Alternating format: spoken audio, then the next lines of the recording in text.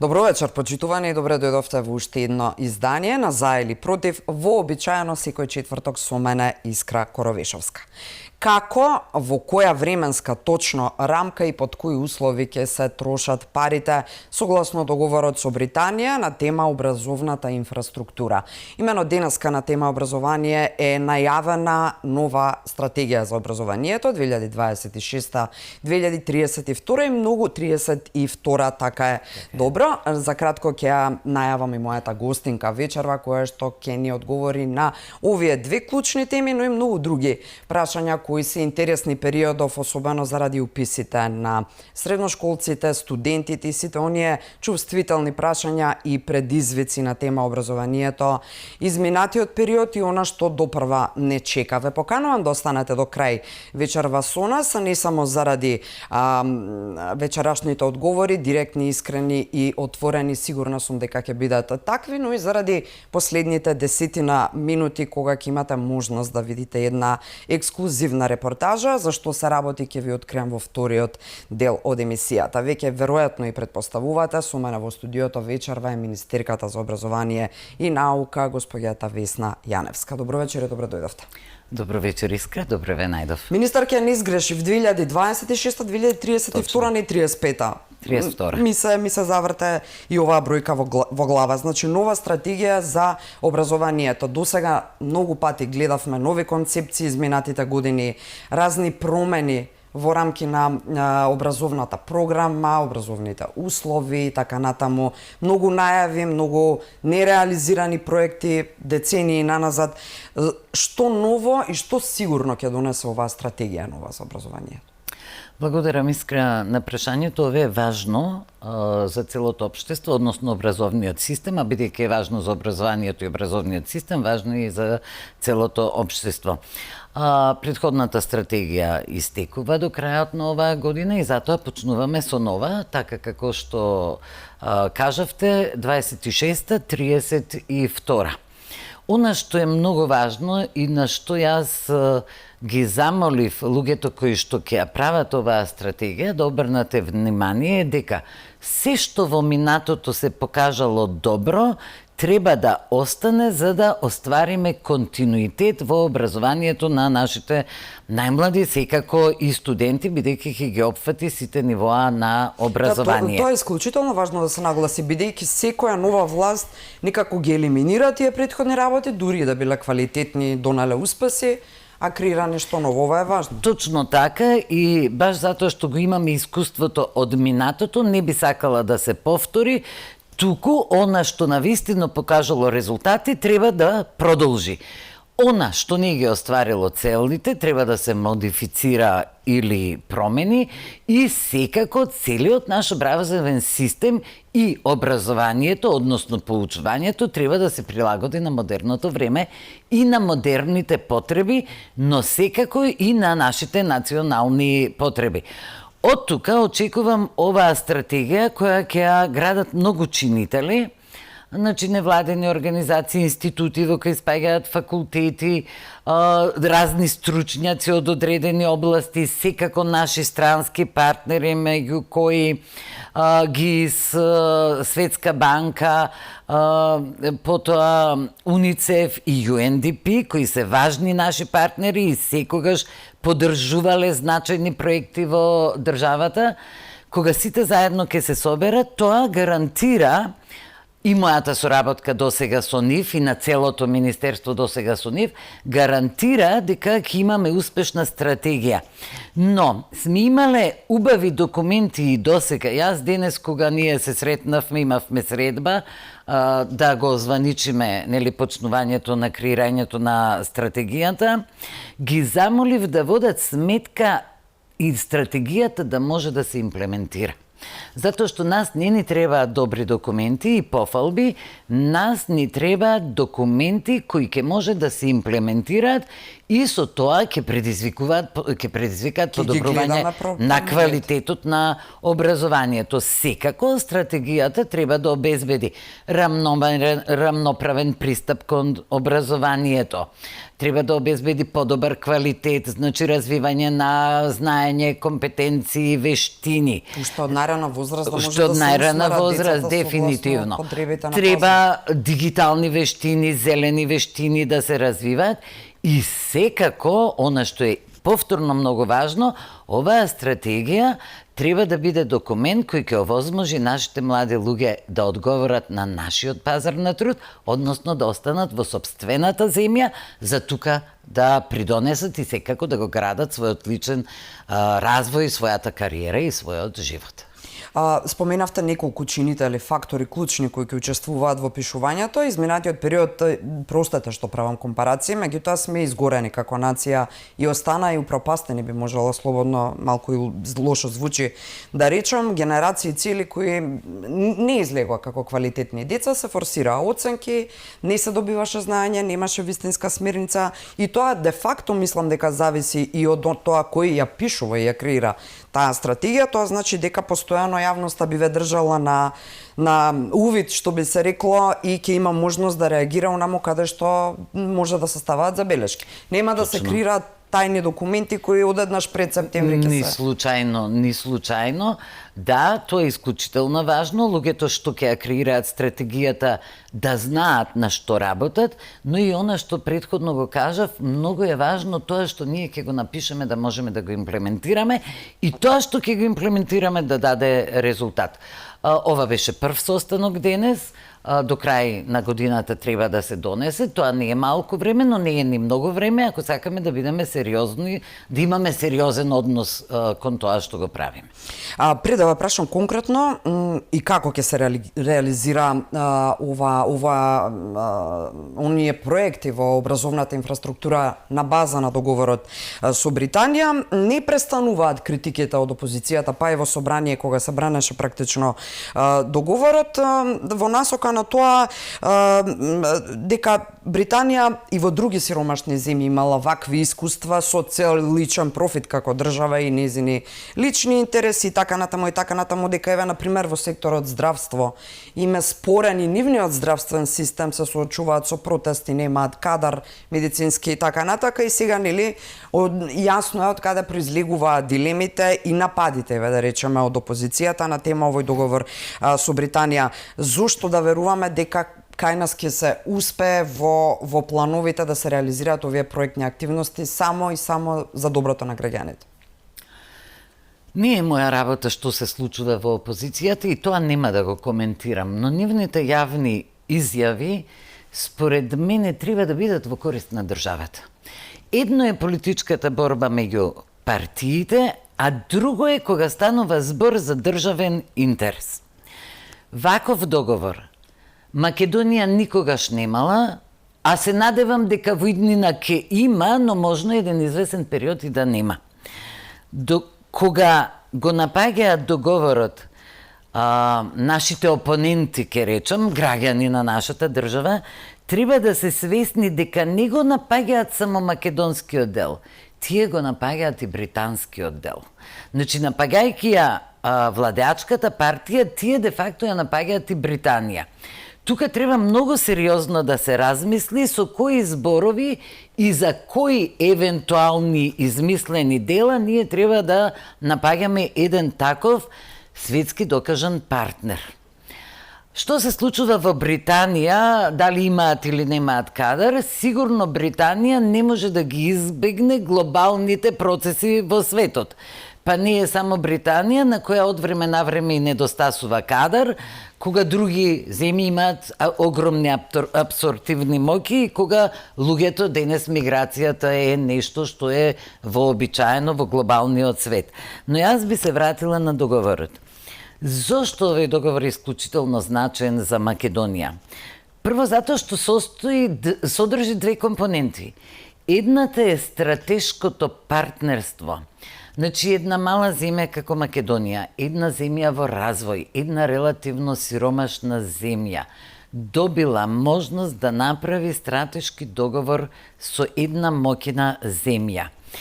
Она што македонците мора да го знаат, кога велам македонците мислам на сите граѓани од различни етникуми, мора да го знаат дека не постои земја на светот која не работи и во сопствени интереси. Има Македонија, нели? Имено, велам, така Не, е, јас се шегувам, велам има. Во Македонија ние не знаеме да си ги одредиме приоритетите, нели, за да кажеме ова е наш стратешки интерес. Значи не постои такви. И оние најсиромашните, и оние најнеразвиените гледаат во одредени договори да има интерес. Кој е нашиот интерес? Ние сме добиле голем стратешки партнер за се што ќе ни треба, веќе да не повторувам, нели, во одбраната, во сигурноста, во техничка помош, на експерти кои се светски познати и така.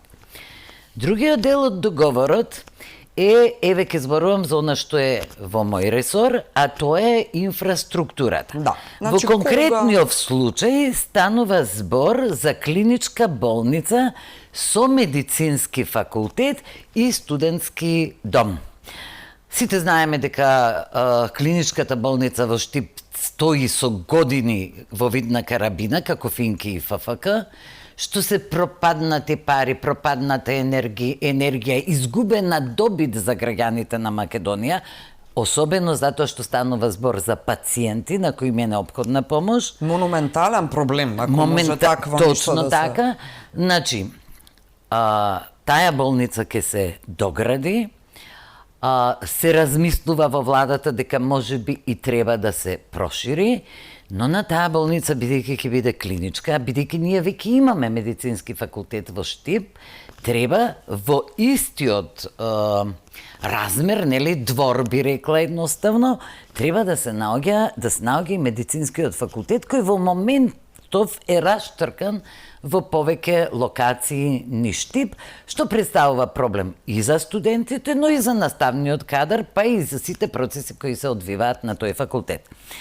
Така да, планот на владата е дека тука треба да се приклучат делови од факултетот, се разбира во договор со факултетот, ќе го објаснам и тоа, и тука во близина да има студентски дом кој ќе ги абсорбира, односно во кој ќе се сместат студентите од медицинскиот факултет. Она што деновиве го правиме е, бидејќи јас сум ресорен министер за образование, воспоставуваме врска со Министерството за здравство, бидејќи тоа ќе биде една единствена целина, и секако деновиве јас ќе најдам време да го посетам Штип, да поразговарам со ректорот и со деканката, да направиме некаков договор, барем во периодот пред да се објават тендери и се што треба за да се реализира овој проект, барем да знаеме што сакаме, како замислуваме и кои се потребите. За медицинскиот факултет треба лаборатории, треба оддел за анатомија, оддел за хистологија, оддел за имунологија. Мислам дека одделот за патологија е веќе вклучен во болницата, амфитеатри, училници, микроскопи, нели, училници каде што ќе бидат аутопсиони сали, анатомски сали, многу нешта. И ние ќе направиме еден разговор во кој ќе ги замолиме колегите кои таму работат да почнат да размислуваат на оваа тема, за кога ќе дојде време да бидеме подготвени, зашто е можно побрзо да се спроведе проектот. Што значи тоа кога ќе дојде време? Например, кога би се стартувало, откако сите овие неколку следни прашања ми ги одговоривте. Практично ме интересираше кога точно ќе знаеме, односно ќе знаете, што се е неопходно, каква експертиза ви треба, колку точно пари ќе треба да се повлечат на оваа тема. Слободната проценка на владата, без разговори, нели, со важните членители и со она што беше предвидено размислување за реконструкција на болницата, овој цел проект, клиничката болница, факултетот и студентскиот дом, би требало да се движат меѓу 200 и 250 милиони евра. Но не можеме да знаеме, нели, ќе треба архитектонски план да се направи, да се направат прорачани, односно да се направи еден повик кој ќе ги содржи сите спецификации неопходни, но за да се направи тоа, претходно мора овие прелиминарни разговори да ги направиме. Јас мислам дека ако интензивно работиме, иако не секогаш тоа се остварува, дека некаде до крајот на септември ние би можеле да бидеме со подготовките готови, за да може потоа владата, нели, ресорните министерства и се понатаму да почнат да спроведуваат било каква постапка. Вице... И очекувам, се извинувам Искра, и очекувам дека откако ќе се завршат и тие постапки со кои сме врзани со закони, нели, дека релативно брзо би требало да оди градбата, секако не повеќе од 2-2,5 години. Ако тоа успееме да го направиме, јас сум длабоко убедена да го успееме, тогаш верувам дека и опозицијата нема веќе што да коментира. Но ќе повторам уште еднаш, добро е, јас постојано повторувам едно исто, мислам дека и граѓаните тоа го разбираат. Добро е да се договориме за приоритетите за кои што ќе имаме ист став. Пак велам, политичките партии постојат за да имаат различни мислења, за да имаат различни планови, за да имаат различни проекции, но во овој момент, кога имаме можност нешто да направиме, треба тоа заеднички да го направиме. Еве ние како владеачка партија, сега како партија зборувам, немаме ништо против да се вклучат и да добијат дел од признанието, но тие треба да се согласат. Вице-премиерот и министар за транспорт во една прилика рече дека се она што ќе се вградува, сега тој зборува за железничката пруга и во таа смисла инфраструктурата, до 30% да е произведено во Велика Британија. Дали таа е некаква процентуална или процентуален сооднос и во образовната инфраструктура ќе се инсистира, например, 30 или не знам колку проценти да бидат внесо таму во однос на експертиза, во однос на производство или не знам? Да. Постојат се уште такви приговори дека, нели, како главен носител на договорот, предпоставувам дека тоа ќе се додефинира, дека 30% британската влада ќе сака да и припаѓа нези без оглед на тоа што ќе опфаќа проектот.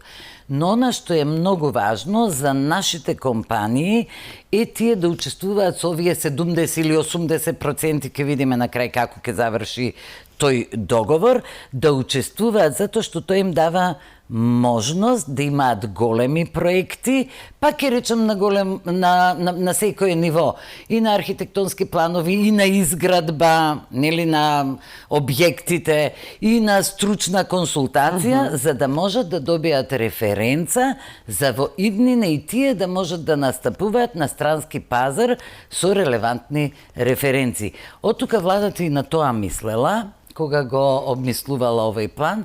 Јас се надевам дека ќе бидат задоволни нашите компании од кој да е вид во однос на таквиот договор. Да, досега транспарентно тече процесот, останува да видиме кога теренски ќе почне да се применува и да се гледа да е видлива работата. Министерке, има и дел од јавноста која реагира, зарем беше најнеопходна да се гради сега медицински факултет во Штип, што е 100 студентските домови, нели секој си повлекува на она кое што можеби го гледа во сопствениот двор, можеби смета лично дека е поприоритетно. Еве што со тие неколку други варијанти, да речеме студентските домови. Знам дека и тука сериозно се вложува и се инвестира, се реновираат и така натаму, но еве кои се другите приоритети или колкав процент од приоритетите ќе се покрие, да речеме, со овој договор со Британија, и што останува, како другото ќе се решава? Конкретно за студентските домови ние имаме друг начин на финансирање. Но, ајде прво мало вовед, јас искрено го разбирам нетрпението на граѓаните. Секој има свој проблем кој е во неговиот двор. Некому му треба градинка, некому студентски дом, некому училиште. Но повторувам, многу од работите кои во моментот ги правиме, знам дека не се видливи. Но еве пак конкретно за образованието, тие ќе станат видливи во следниот период кој што доаѓа, краткорочен, среднорочен и долгорочен. И како што вообичаено кажувам, ако ние сме превземале мерки пред 10 години во образованието, и во инфраструктура, и во наставни планови и програми, и во едукација на наставниците, и во едукација на учениците, ние ќе немавме сега ваква ситуација каква што ја имаме во земјата, од која сите сме незадоволни. Почнувајќи од криминал, корупција, некомпетенција, неодговорност, несоодветно однесување во однос на општествените прилики. Се е тоа резултат на мерките кои не сме ги превземале. Јас ќе бидам пресреќна ако тогаш кога мене ќе ме нема, а по 10 години се ова што го планираме биде имплементирано и луѓето бидат задоволни, тогаш можеби ќе речат да, требаше еден одреден временски период за ова да се направи. Студентските домови, 2 студентски домови веќе се во сериозни реконструкции. Кузман очекувам некаде до крајот на ноември да биде готов. Со Стив имавме за доцнување кое не беше од страна на МОН, туку имаше некои други во главном технички работи да се завршат и тоа е во фаза на реконструкција. Предвидени се реконструкции на сите 5 дополнителни студентски домови. Многу брзо ќе се донесе одлуката кој е следниот студентски дом во кој ќе почне реконструкцијата. Мислам дека само денови се во прашање.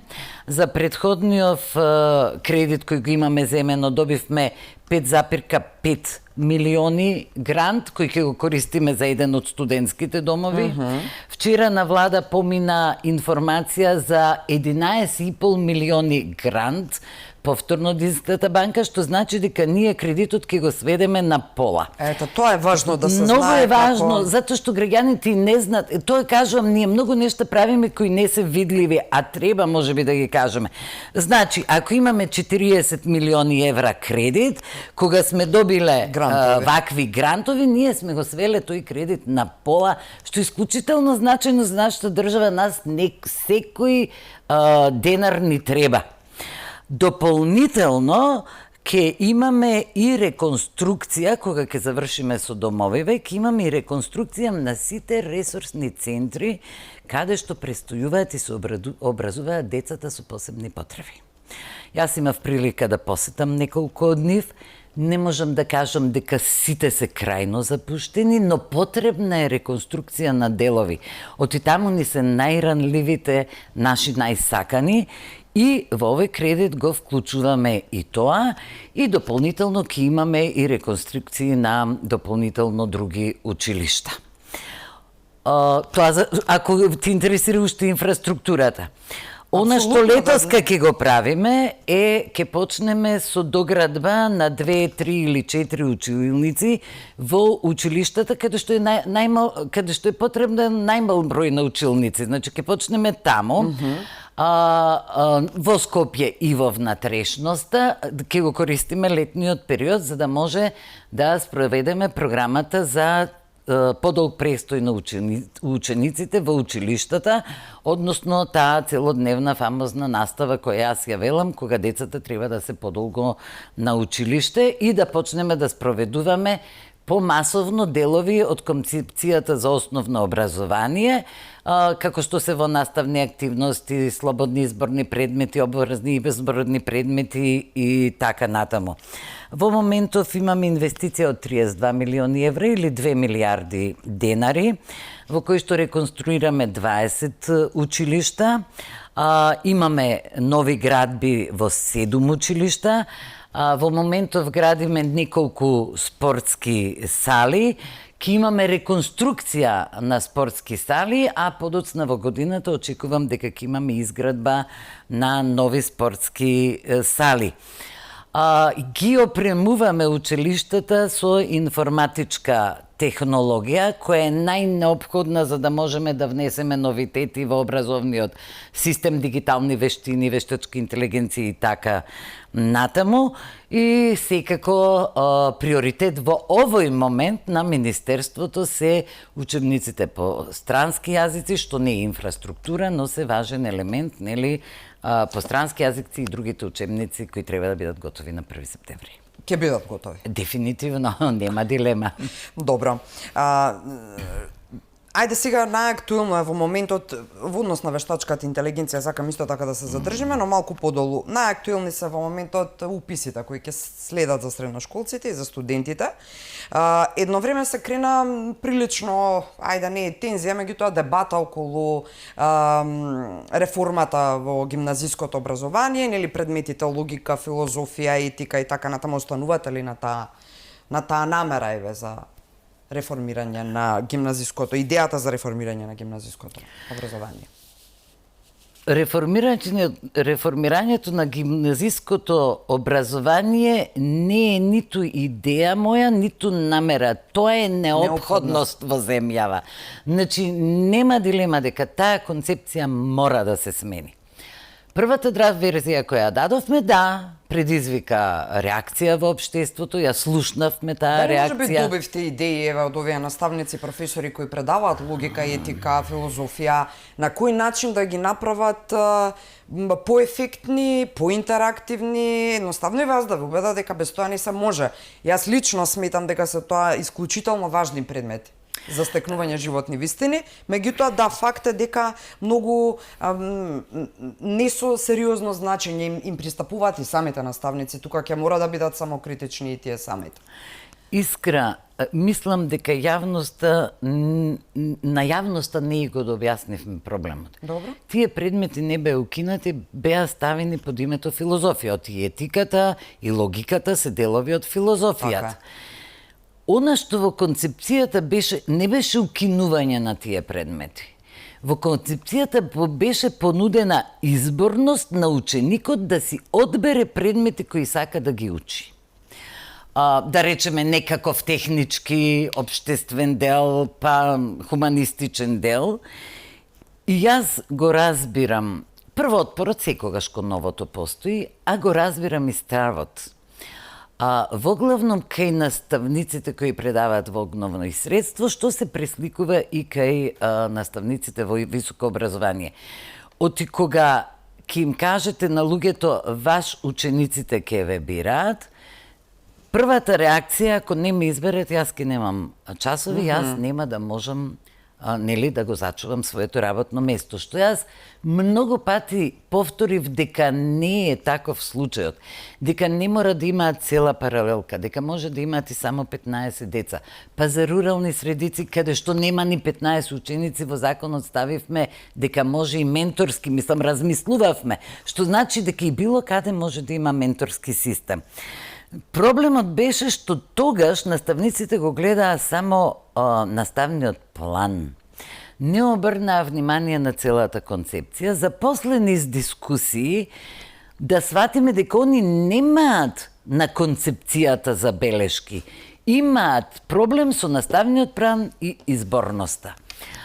Она што после се случеа некакви други работи, приоритети, некои други, не се случи за жал кочани, не се случа промени некои кои мора да ги направиме во високото образование и така. Бидејќи ја видов таа реакција, рековме во соработка со Бирото за развој на образованието дека ние не мора во 2 месеци да ја донесеме, таа треба да биде издржана, таа треба да биде прифатлива и за наставниците и за учениците. Иако наставниците и учениците имаат опречно мислење, учениците ја сакаат изборноста. Оти им одговара на нивните желби, на нивните способности, на нивните таленти. Да, се чувствуваат необврзувачки, едноставно така е. покомотно. Но што ми има таква реакција, не би сакала како во минатото со декрет или релативно насилно да донесеме нешто што можеме да го донесеме по мирен пат. Од тука рековме добро, ќе ја пролонгираме концепцијата, имаме време, ќе направиме бројни јавни расправи. Јас пратив до Филозофскиот факултет писмо и побарав помош, но барам и усно, еве и сега апел да се вклучат Значи во наставните планови и програми, де факто, ти другото но не е тука би сакала да ве прекинам, проблем. ќе ми извините многу кратко, едно приватно училиште средно кај нас, еве нема да правиме реклама, на ученици во блиску до матуранти им даваат задача да го исчистат ѓубрето во сопствениот двор и на сопствената улица, тоа да биде темелно, да биде рециклирано и тоа е проектна задача. Ако сето она што го спомнувавте, зелена програма, па и животна филозофија е грижата за околината, ако сакате. Има тука и логика исто така.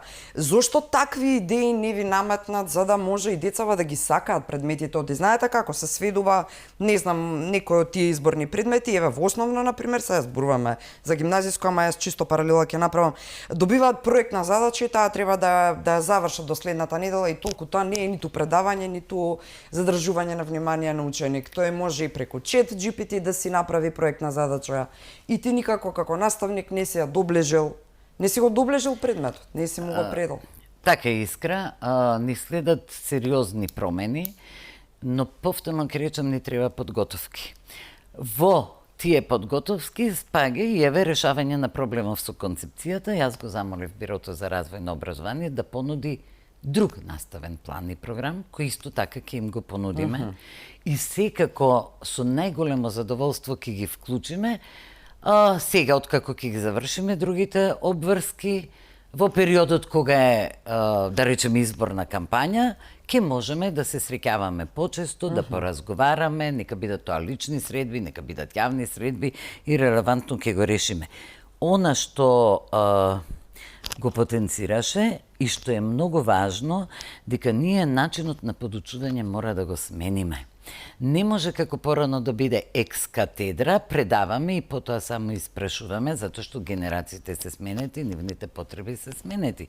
Ти имаат дигитални уреди во кои имаат 300 слики во секунда и ние после сакаме да им го задржиме вниманието на зелена таба со креда. Не е можно. Така. Затоа мора да се прилагодуваме и ќе се прилагодуваме и јас се уште сум многу оптимист дека ќе успееме. Да, треба да сме свесни дека тоа брзо не може да тече. Кога ги споменавме средните, односно средношколците, еве уписите во средните училишта, студентите, има ли министарки уште предизвици или се ќе тече глатко, да речеме, оваа година во однос на уписите? Има се уште на темава нешто што би требало да не загрижи, ајде ако... Јас се надевам дека оваа година ќе биде подобро од претходните.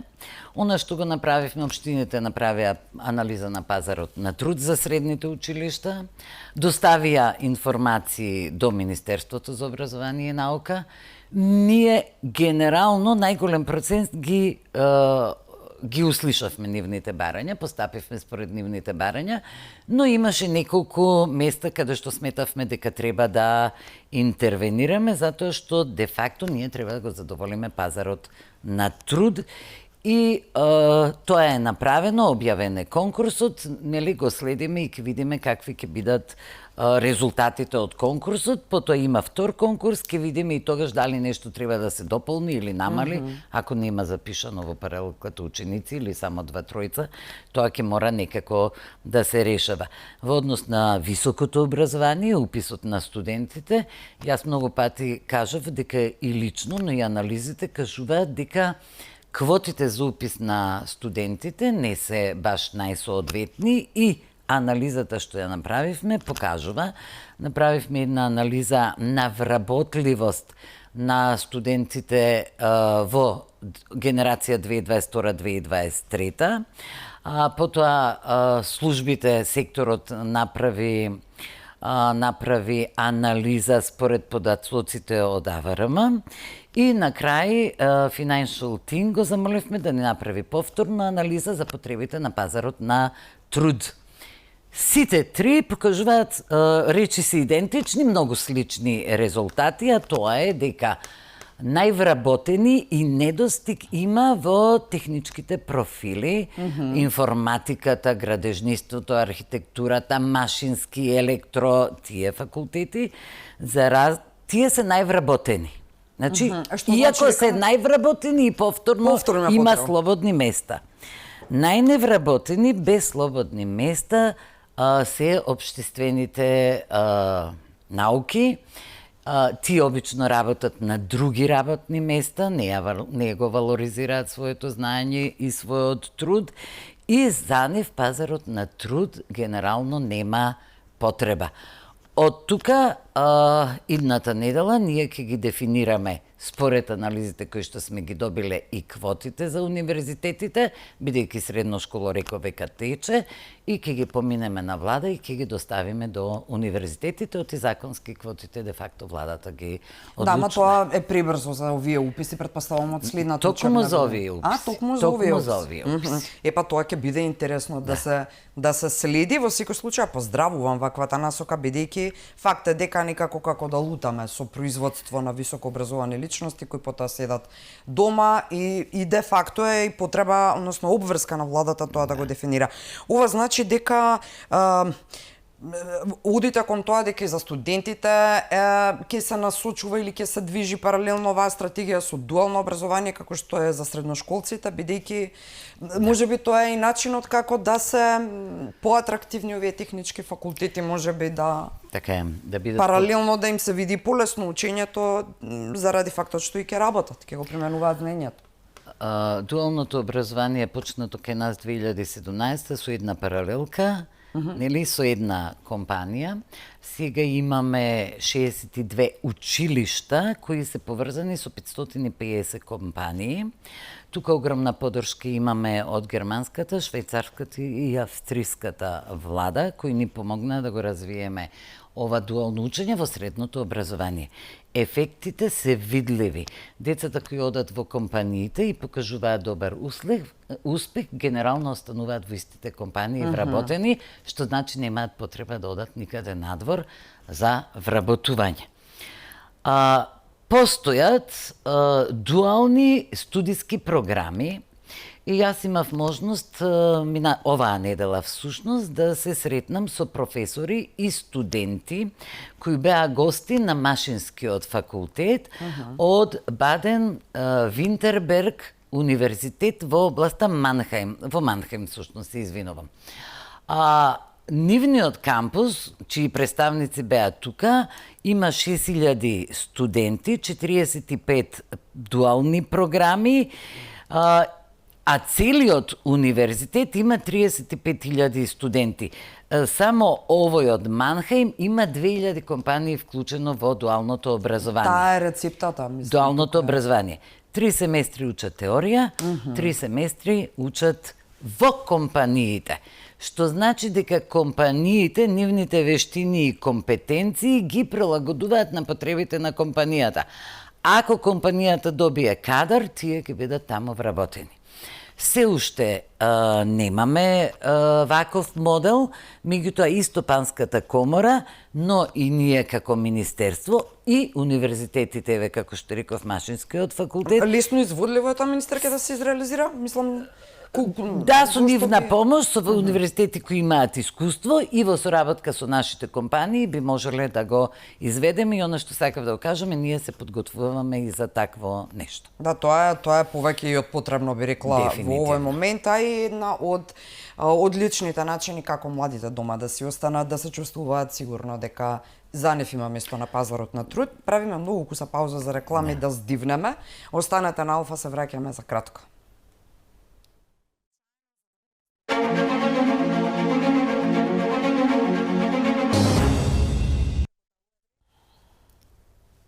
Добро дојдовте назад. Актуелна тема периодов уписите, нова образовна стратегија 2026-2032 и се уште предизвици на тема образованието, но и конкретни планови, веќе реализирање на истите изминатите месеци. Сепак треба да сме свесни дека имаме само една година нова влада практично, а сакаме многу нешто да ни се оствари, како и да е, не сум вечерва тука за да ја брана министерката, Весна Јаневска вечерва со нас. Туку едноставно треба да бидеме луѓе и треба да сме трпеливи да се случат работите онака како што сакаме. Министерке, има и повозрастна категорија на граѓани кои што имаат волја и да си студираат, па и потоа можеби да си ја пронајдат среќата на пазарот на труд, ете ради X причини, минатото можеби не успевале да се реализираат во она што сакале, не успеале да си завршат високо образование какво што сакаат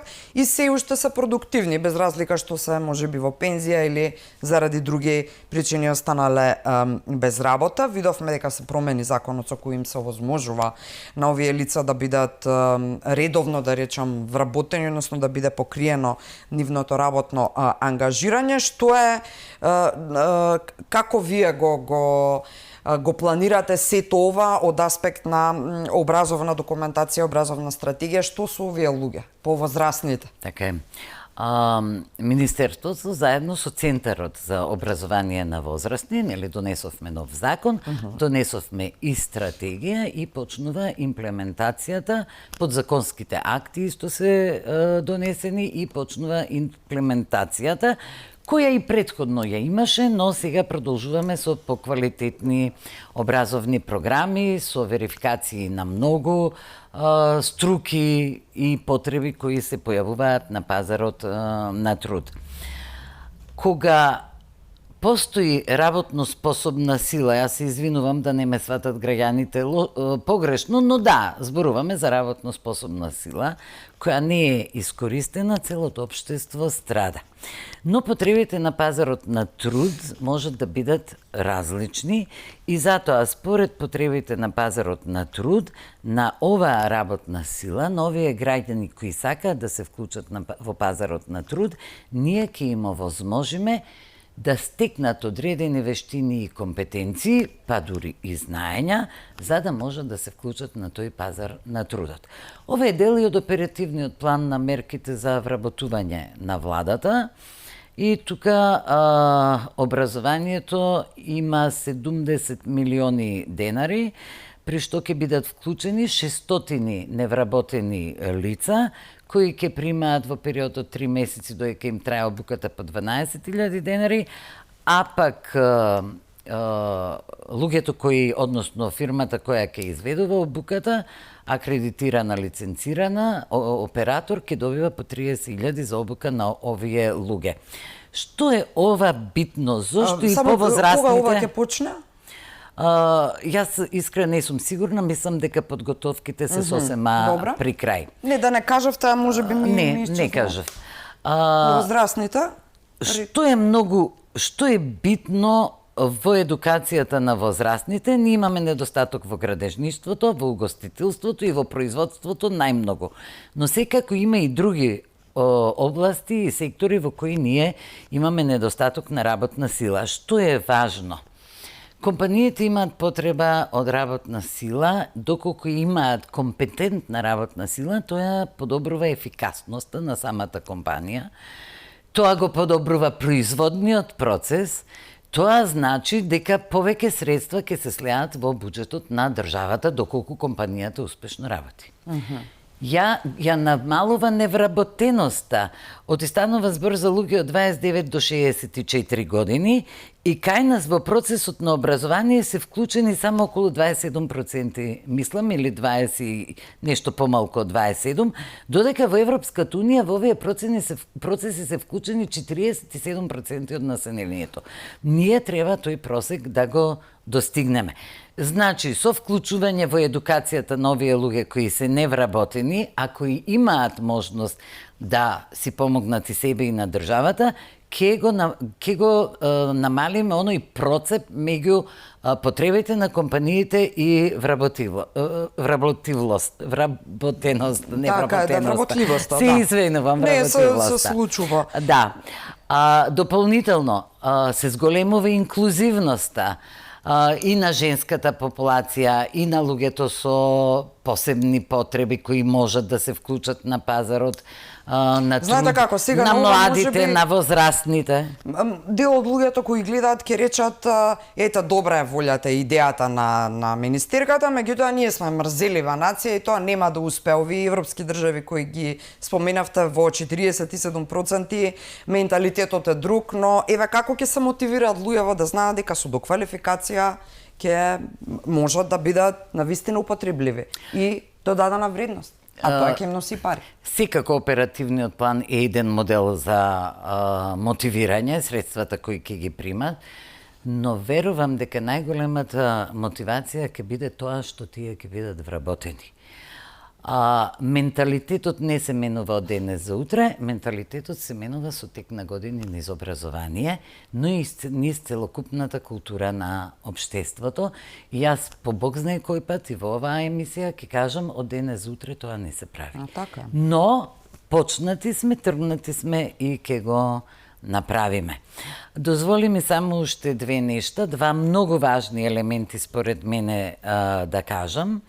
А тоа е што стекнатите компетенции и вештини кои овие граѓани кои досега немале можност да се вклучат на пазарот на трудот, ја подобруваат и мотивацијата, и самодовербата, и овозможуваат истите да се вклучат во проблеми, решавање де факто на проблеми кои дотогаш не можеле да ги направат. Доколку производниот процес тече со што е помалку проблеми и доколку тие се способни самостојно да ги решаваат, затоа што веќе развиле и критичко мислење, економијата на државата се подобрува. Крајниот ефект на сето ова е подобрување на економија.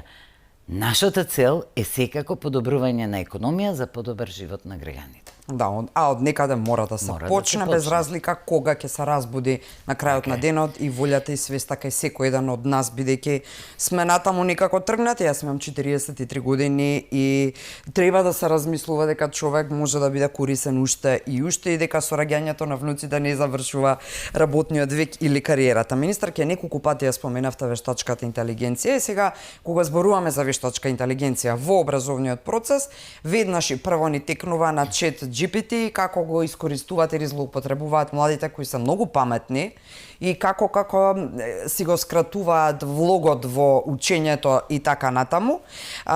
Од друга пак страна, стои еден страв кај наставниците дека вештачката интелигенција би можела во некое време, догледно или не, да замени одредени предавања, одредени предмети, односно одредени наставници кои физички сега се тетатет присутни со учениците. Ајде на тема вештачката интелигенција по-конкретно сакам да слушнам кои се насоките во кои ќе инсистирате да се делува во периодот што следи. Наставниците да не се плашат дека вештачката интелигенција ќе ги замени. Добро. Физичкиот контакт, емоцијата, знаењето кој го пренесува наставникот, не може на ист начин да го пренесе вештачката интелигенција. Но тоа е исклучително вредна алатка во образованието. Конкретно, ние подпишаме меморандум со Универзитетот Гоце Делчев од Штип, со Факултетот за информатичка технологија за вклучување на вештачката интелигенција во образовниот систем. Првенствено што треба да направат се два документи, препораки за наставниците и за учениците како ќе се користи вештачката интелигенција во образовниот систем. Имаме и други мерки кои сме ги почнали и превземале, ако има време и за тоа подоцна. Што за учениците? Значи, што е користа за учениците? Не само развивање на дигитални вештини, туку и разбирање за тоа што представува вештачката интелигенција и како корисно може да се употреби за себе. Дополнително, развивање на алатки кои учениците ќе ги користат во своето учење, ќе дојдеме и до ChatGPT. Значи, одредени едукативни игри, одредени интерактивни материјали за учење или учебници, еве ние развиваме такво нешто. Разни квизови на кои тие ќе ја користат вештачката интелигенција, вклучувајќи го и ChatGPT. Но тука има и еден етички дел и свесност и на учениците и на наставниците, дека еве, например, ChatGPT не знае баш на се да одговори, што е вистина, дека користи искуство и конфабулира во одредени моменти, односно се снаоѓа да изгради некаков систем и дека можеби податоците не се точни. Од тука децата треба да знаат дека без оглед што ја користат вештачката интелигенција и без оглед на тоа колку таа ќе се развива и ќе станува можеби безгрешна, треба да знаат да проверат. А за да знаат да проверат, треба да имаат критичко мислење. Па и вештачката интелигенција и наставниците ќе ги научат како тоа да го направат. Дали тоа од септември веќе е или нешто кое што се... Препораките ќе бидат готови до септември, интерактивни учебници, квизови, ние како министерство веќе подготвуваме. Само би кажала уште 2-3 збора за наставниците, што ќе биде корисно, освен што и тие ќе ги развиваат своите дигитални компетенции, ќе можат да искористат за да си ја намалат администрацијата. Например, да информира тест, да информира квиз, да информира, да им направи некаква анализа, повторно, значи етичките моменти мора да бидат зачувани, например, моментите за тајност на податоците ќе треба да бидат зачувани. Како и да е, целокупниот образовен систем, целокупното образование може да има огромна корист, доколку свесно и паметно ги користиме алатките и самата вештачка интелигенција. И веќе ви кажав, значи прво ќе ги имаме овие два документи, веќе Бирото за развој на образованието ќе спроведне една приоритетна обука за дигитални компетенции на наставниците. Тука нели да не објаснувам дека може да се склучат и овие заштита на околината, зелени енергии, се тоа доколку има и самиот наставник и самиот ученик инвенција, може да се вклучи. Дополнително, вештачката интелигенција може да помогне во развивање на индивидуални модели за учениците. Например, за учениците кои имаат попреченост, но и за талентираните ученици за кои, да речеме, е потребно нешто повеќе од она што е предвидено со материјал. Да, ова е нешто што е исклучително важно и мислам дека според мене е приоритетно, особено за наставниците, за да може што побрзо да се совлада овој целиот предизвик или оваа фама околу вештачката интелигенција и конечно да го потребуваме. И се извинувам искрено што заборавив да кажам, во програмите за гимназиско секако ќе влезе, во средно стручно веќе предвидуваме во еден од двата нови регионални центри да има програма за вештачка интелигенција, значи повторно првите чекори ги превземаме. Зборувате за од септември? Да, за од септември. Ви благодарам многу што бевте вечерва дел од За или против. Не ве прашав само за уште поновите евентуално резултати од оние кои минатата недела ги споминавте на тема државната матура. Има ли нешто ново? Или тоа се тие бројки единствено десетина ученици кои беа фатени дека препишуваат преку телефони, така натаму има ли некоја нова информација која би сакале да споделите сега? Дозволете да ја честитам на новата директорка, иако не можам да кажам дека и минатогодишната матура беше лошо спроведена, оваа година имавме многу помалку препишување според информациите кои ги јас добив. Убава беше организирана матурата во големите простори. Сега засека таа е бројката од десетина ученици кои се избркани. Имаше пропусти, не велам дека не, одредени наблюдувачи и тестатори се уште се обидуваат да им помогнат на учениците, несвесни дека така им прават штета, но затоа огромен процент покажа голема свесност. Повторно велам од информациите што ги добивам, резултатите допрва ќе ги видиме.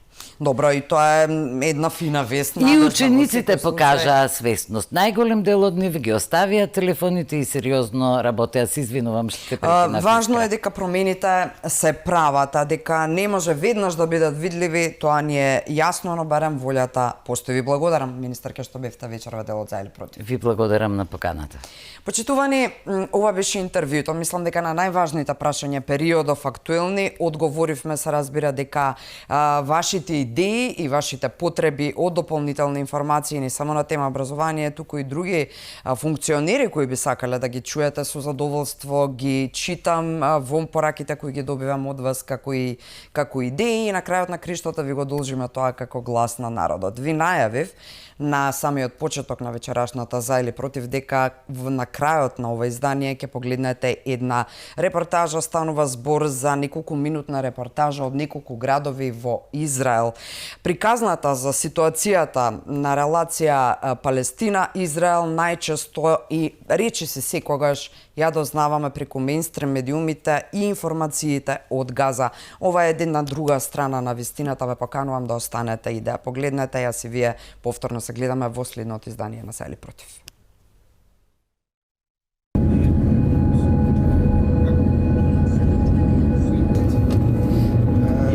There's good hikes up. It's got to be south. Нема да молчиме. Ова е мотото на жителите на Сдерот. Израелскиот град, близу границата со Газа, во кој животот нема да биде никогаш веќе ист, после кобното утро на 7 октомври 2023, кога терористите на Хамас масакрираа и убиваа. Први се убиени родителите на мало девојче пред низините очи, обидувајќи се да ја заштитат. Терористите ја палат полициската станица, па продолжуваат да убиваат цивили.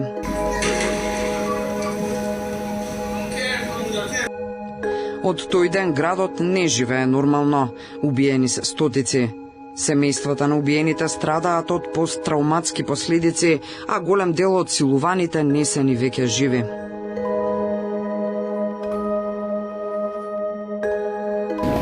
They not have heart, not have a soul. They are dangerous people. We can do peace with these people. Оваа девојка вели дека Израел е под закана од Газа последните 20 години од кога израелските сили се повлекле од таму во 2005-та. Терористите се обидувале да се инфилтрираат во Израел години наназад преку подземните тунели, ама не успевале, се до црната сабота на 7 октомври 23-та.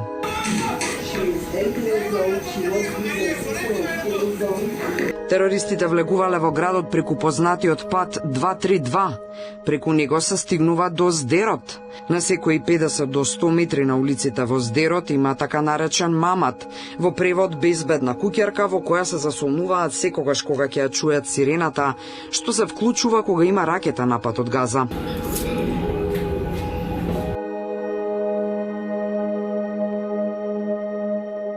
На местото на запалената полициска станица има споменик за убиените полицајци.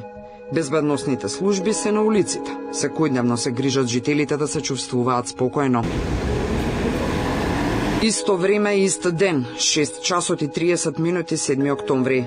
Илјадници терористи го опколуваат местото на музичкиот фестивал Супернова. Убиваат, колат, силуваат, киднапираат, претежно млади луѓе. 344 се брутално убиени. 6:30 часот треба да станат заедно со звуците на музиката во која уживаат целата претходна ноќ. Тогаш ги слушнаа рафалите наместо звуците на музиката. Тргнаа да ги спасуваат собствените животи и не успеа. Над 340 млади луѓе останаа тука. Овие сведоштва, овие засадени дрвца и фотографии нивни остануваат да бидат спомен на едно тажно време кое овие луѓе преживеани тука се надеваат дека никогаш нема да се повтори. И додека ова го зборувам, се уште ги слушаме детонирањата, односно гранатирањето од другата страна на границата од Газа. Овој татко е убиен заедно со неговата ќерка во инвалидска колечка. Ја донал за да ја слават музиката и љубовта заедно. 35 годишната Мазал успеала со часови да преживее со тешка повреда на главата, преправајќи се дека е мртва.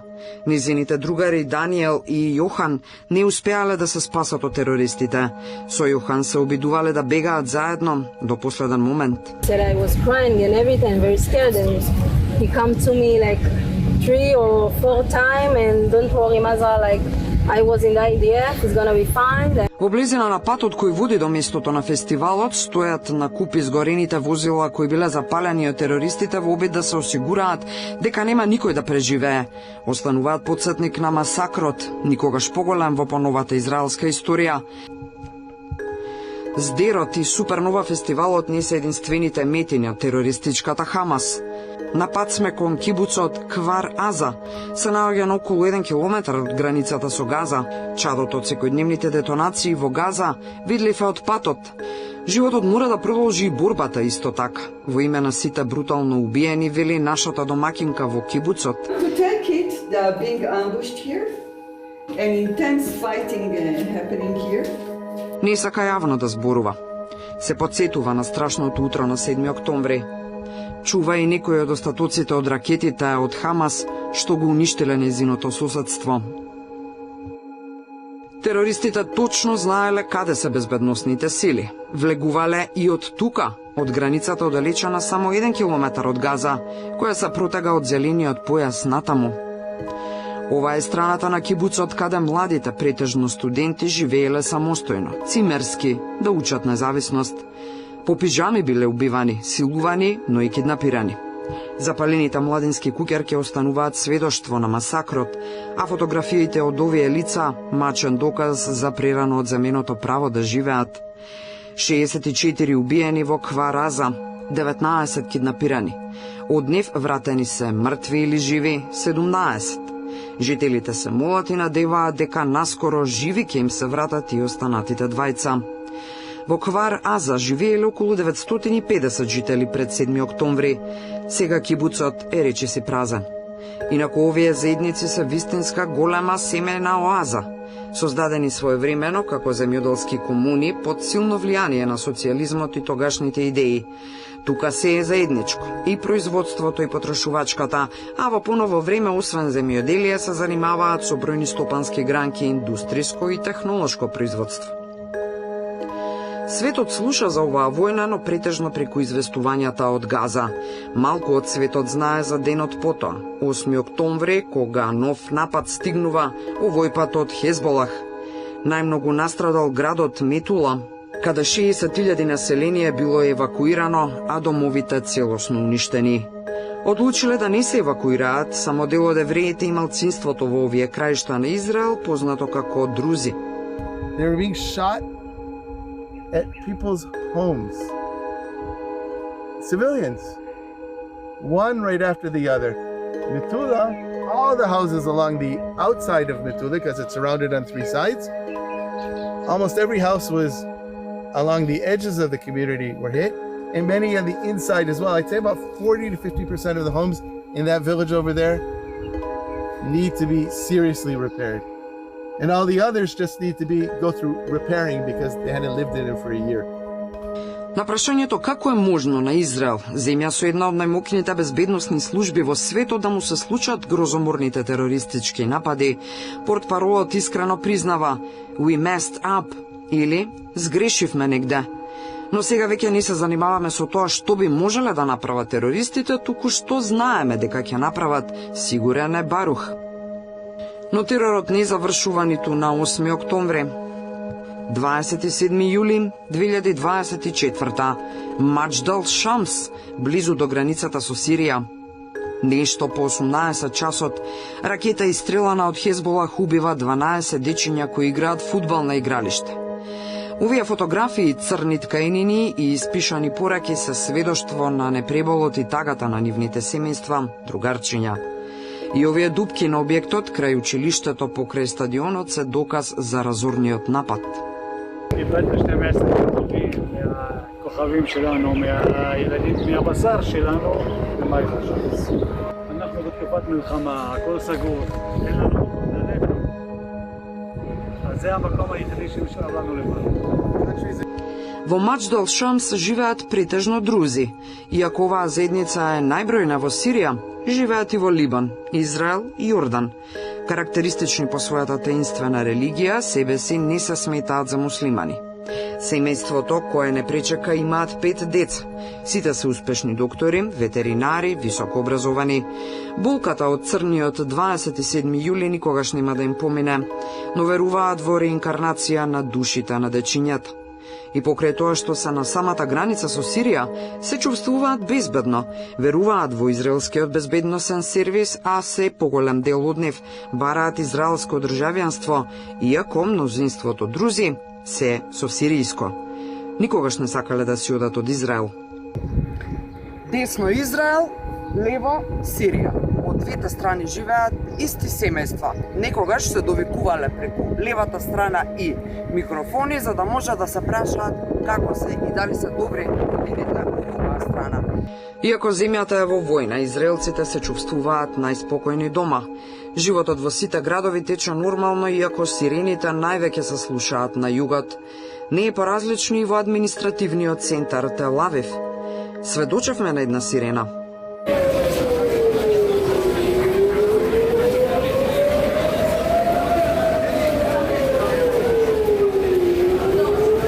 Подоцна не информираа дека е заради ракета напад од хутите, но спречена од израелската така наречена железна купола. Во сето останато време Тел Авив живее во ритмот на секојдневието.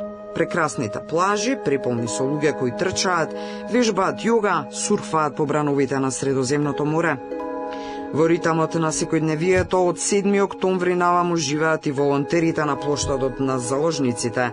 Имаат неколку поставени сцени, а се во непосредна близина на главното седиште на израелските безбедносни сили. Меѓу нив е овој голем екран, тука се одбројуваат деновите од 7 октомври наваму, откако луѓето се киднапирани од терористите и трае војната. You see how many tragedies there are? So Eli Shalabi came back from captivity to realize that his wife and 2 daughters were murdered viciously. So he came back without his nuclear family being there. While Yossi Shalabi, his family is waiting for his return, but they know that he is dead. На дел од плоштадот има поставен импровизиран тунел преку кој се раскажува пеколната голгота, што ја преживуваат заложниците во тунелите во Газа. Поставени се 58 столчиња и трпеза, празни, ама полни надеж дека луѓето ќе се вратат живи.